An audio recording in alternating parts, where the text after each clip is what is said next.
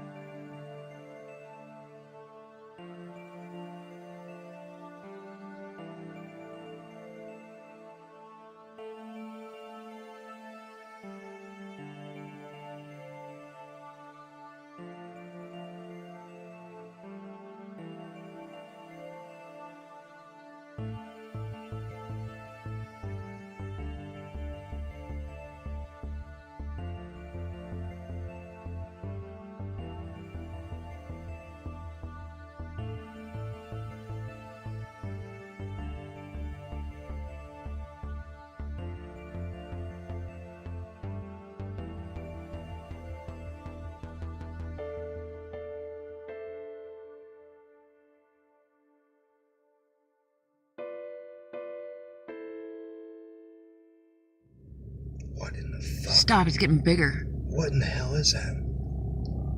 Holy crap. What is that? I don't know.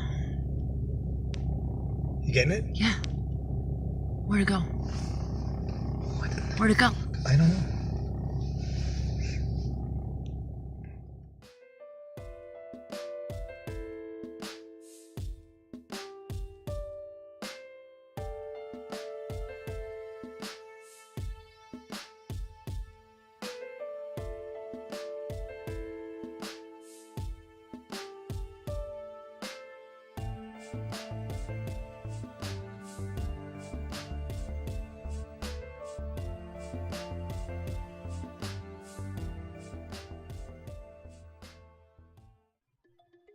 While PNT lacks the exact position of Witness 4, the details of the case provide yet another trajectory point for pinpointing the exact location of the objects in question.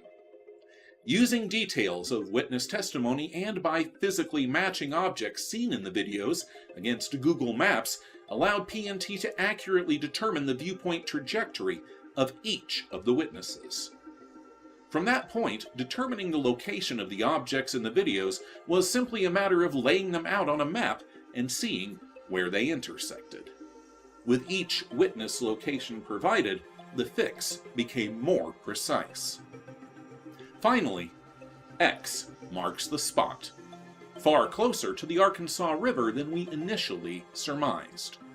But more on that, and what the objects were hovering over, later. Far from the sightings being over, PNT was surprised when Witness 1 contacted us with new footage, stating that the objects had returned on March 1st. While analyzing the new footage, PNT immediately began to look for additional footage of the March 1st event, and was again extremely fortunate to be contacted by a witness who had seen our initial report on the Pueblo close encounters. PNT presented the witness footage this Wednesday on our Paranormal News Minute, to a less than stellar reception. We'd like to address our viewer concerns for a moment. While we agree that the first of the two clips provided on Wednesday was of poor quality, As with the verbal witness accounts, the clips still contained important data on the sighting, with the witness providing the exact location of the footage taken.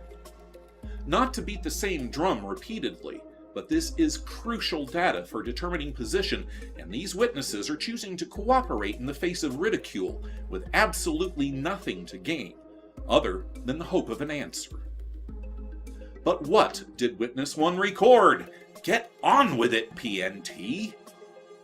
While it is normally our policy to upload the complete witness video before analysis, in this case, due to the length of the video, we have decided instead to edit it for time.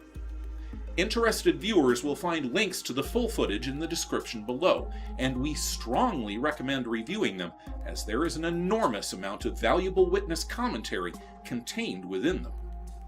In fact, PNT would like to again thank Witness 1 for her ongoing cooperation during our investigation. Her courage and willingness to document and share her encounters with the unknown in the face of ridicule and disbelief stands as an example for us all. PNT salutes you, Ritz 272011. Let's have a look at the edited footage and our analysis.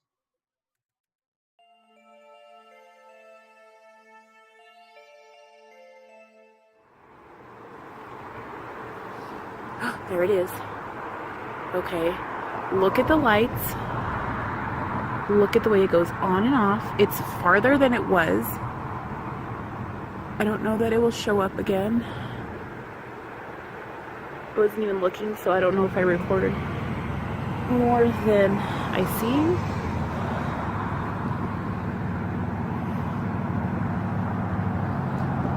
This is beyond. How is this just keep happening? Look, there it is again. I don't want to zoom and mess it up, but I kind of do. Look at that. Oh my God. Please, I mean,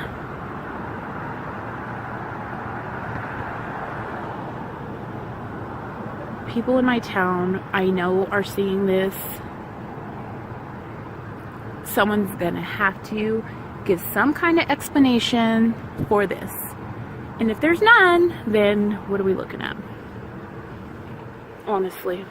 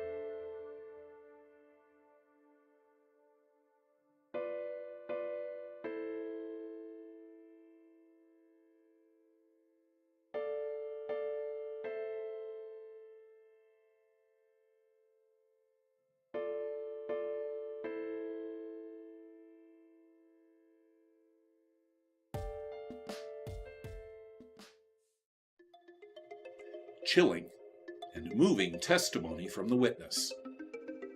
Now, while not as visually impressive as the initial sighting, this footage provides several important clues and raises several interesting questions.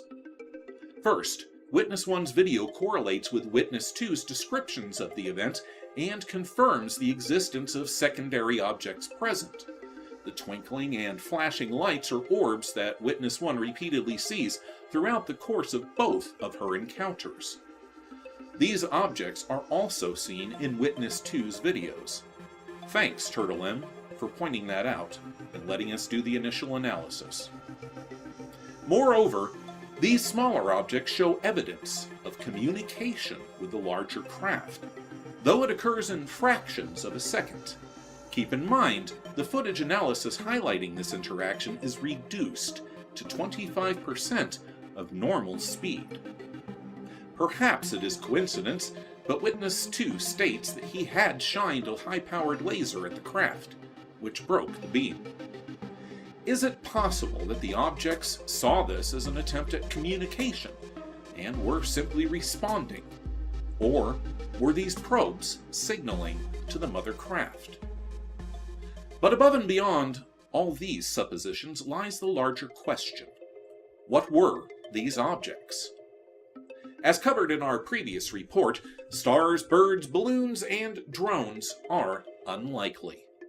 The possibility of flares has proven to be more contentious, but the light patterns on the footage do not match those of commonly used anti-aircraft or angel flares. This was confirmed by viewer Turtle M, an ex-serviceman who worked directly with these types of devices. So if not flares, then what? Commercial planes? Military training maneuvers? We needed some solid answers from the authorities, and the only way to do that was to ask for them. Following the suggestion of viewer Bill Couch, PNT called Pueblo Memorial Airport, the largest and closest airport to the sighting. If there was civilian air traffic in the area at the time of the sightings, they should know. And if there were military maneuvers occurring, they would also have been notified.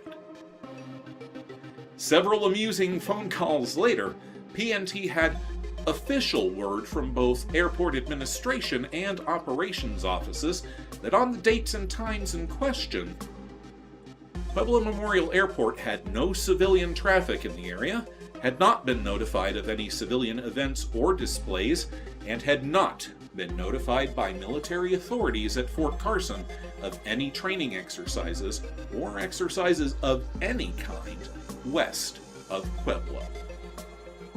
They did advise us to contact Fort Carson directly, which we did.